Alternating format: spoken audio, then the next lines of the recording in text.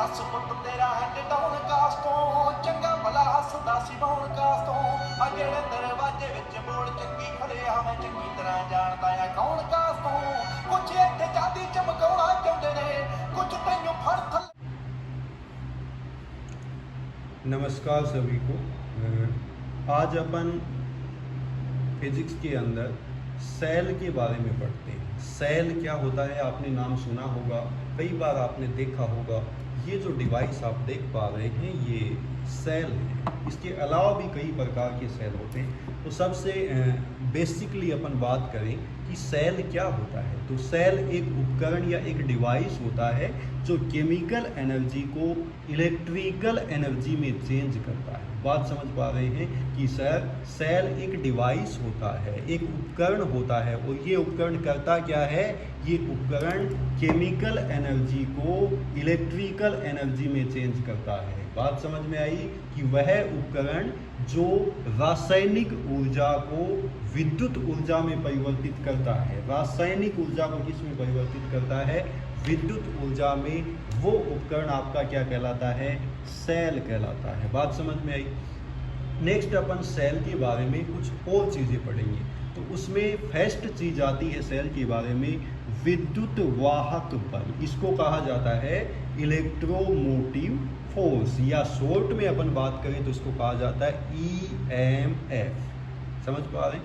तो विद्युत वाहक बल क्या होता है, देखिए यदि कोई सेल खुले परिपथ में हो तो सेल के टर्मिनलों के मध्य जो विभवांतर है उसी को क्या कहते हैं, सेल का विद्युत वाहक बल कहते हैं।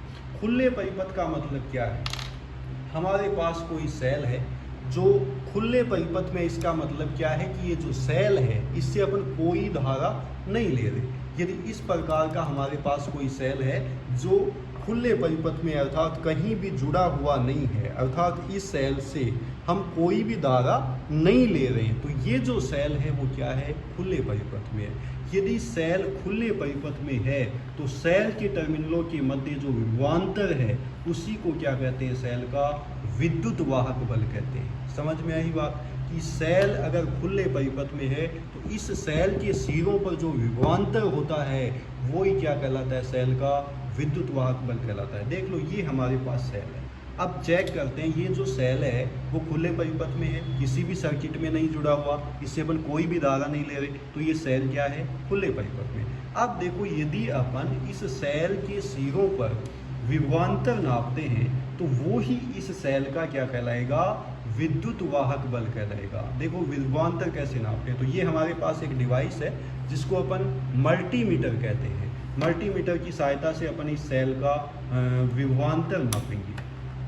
तो सबसे पहले इसको वोल्टेज के लिए सेट किया मैंने, उसके बाद क्या करते हैं, ये जो सेल है इसके सिरों के मध्य विभवांतर नापते हैं अपन। तो जैसे ही मैंने यहाँ पर किया आप देख पा रहे हैं रीडिंग आ रही है 9.90। दोबारा चेक कर लीजिए, रीडिंग आ रही है 9.90।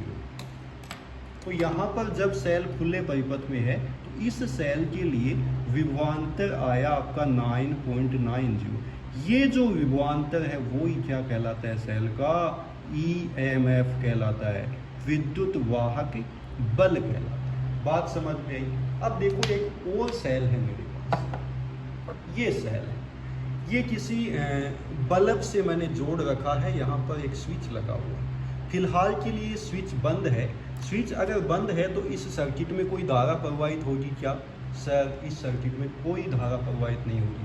तो ये सेल भी अब भी क्या है, खुले परिपथ में है। खुले परिपथ में क्यों है, क्योंकि इससे यहाँ पर तारों में कोई धारा प्रवाहित नहीं हो रही। इस सेल का जो विभवांतर है, इस सेल के इन सिरों के बीच, देखो इन दोनों सिरों के बीच जो विभवांतर है वो भी क्या कहलाएगा, इसका विद्युत वाहक बल कहलाएगा। तो अपन चेक करते हैं। देखो इस सेल के लिए मैंने विभवांतर चेक किया तो ये भी आपका आ रहा है 9.86। तो ये जो सेल है इसका भी विद्युत वाहक बल कितना है, इस सेल का भी विद्युत वाहक बल है वो आ रहा है 9.8 वोल्ट। बात क्लियर है। विद्युत वाहक बल सबको समझ में आया।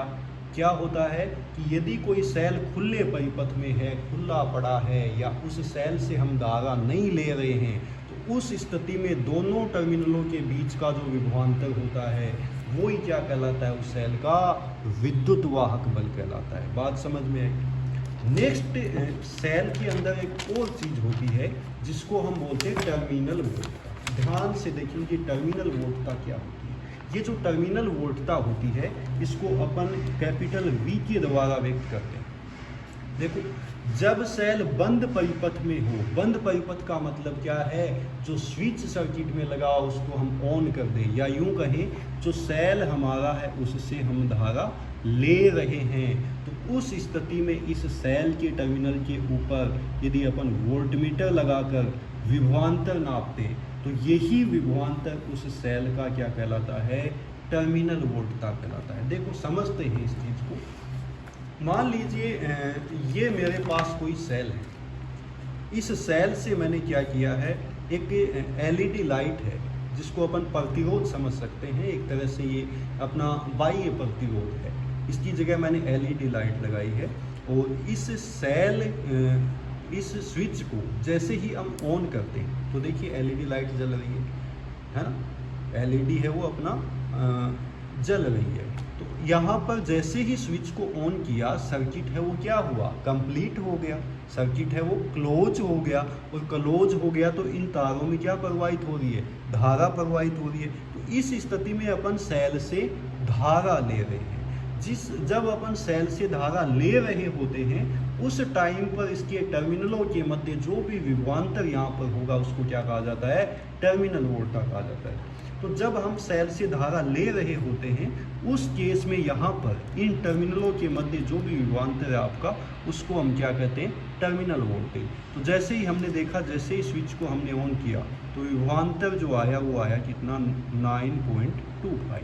तो ये जो सेल है इसकी टर्मिनल वोल्टता कितनी आ गई, 9.25। तो ये हो गया सेल का टर्मिनल वोल्टता। उसके बाद आता है सेल का आंतरिक प्रतिरोध। स्विच को अपन ऑफ कर देते हैं और नेक्स्ट अपन बात करते हैं सेल का आंतरिक प्रतिरोध। देखो प्रतिरोध क्या होता है, तो आपने पढ़ा है कि कहीं भी जहाँ पर विद्युत परिपथ में धाराएं प्रवाहित हो रही है तो धारा के मार्ग में अगर कोई रुकावट आती है, कोई बाधा आती है तो उसको क्या कहा जाता है, प्रतिरोध कहा जाता है। सेल के केस में बात करें तो सेल में क्या होता है, ये जो सर्किट है, ये जो तार हमने जोड़े हैं, इनमें इलेक्ट्रॉन का फ्लो होता है और सेल के अंदर आयन गति करते हैं। सेल के अंदर कोई ना कोई केमिकल भरा हुआ है, उस केमिकल के अंदर, उस विद्युत अपघट्य के अंदर क्या होता है, आयन्स होते हैं। तो जब सेल से धारा प्रवाहित होती है तो इसके अंदर जो घोल भरा हुआ है, जो विद्युत अपघट्य भरा हुआ, उसमें आयन गति करते हैं। ये आयन जब गति करते हैं तो इनके मार्ग में क्या होता है, कोई ना कोई बाधा उत्पन्न होती है, कोई ना कोई रुकावट यहाँ पर उत्पन्न होती है, जो आयनों के प्रवाह के अंदर रुकावट उत्पन्न होती है, उसको ही क्या कहा जाता है, सेल का आंतरिक प्रतिरोध कहा जाता है। तो बात समझ में आई। तो सेल के घोल में आयनों के प्रवाह में उत्पन्न बाधा को सेल का आंतरिक प्रतिरोध कहा जाता है। ये जो आंतरिक प्रतिरोध है इसको स्मॉल r से व्यक्त किया जाता है और इसका फॉर्मूला क्या होता है, E-V/I, जहाँ E क्या है, विद्युत वाहक बल है, V क्या है, टर्मिनल वोल्टता है, और I क्या है, धारा है। इस तरह से आज आपने ने पढ़ा कि सेल क्या होता है, सेल का विद्युत वाहक बल क्या होता है, और सेल की टर्मिनल वोल्टता क्या होती है, और सेल का आंतरिक प्रतिरोध क्या होता है। हम आशा करते हैं ये सारी चीज़ें आपको एक प्रैक्टिकल के साथ साथ बहुत अच्छी तरह से समझ में आई होंगी। इसी तरह से और आगे वीडियो देखने के लिए आप हमारे चैनल को सब्सक्राइब कीजिए। कल अपन स्टार्ट करेंगे सेलों का संयोजन, कॉम्बिनेशंस ऑफ सेल, कि किस प्रकार से अपन दो सेलों को जोड़ सकते हैं। यदि हमारे पास दो सेल हैं तो उन सेलों को जोड़कर अपन किस प्रकार से एक बैटरी बना सकते हैं, वो सारी बातें अपन डिटेल्स में पढ़ेंगे। धन्यवाद।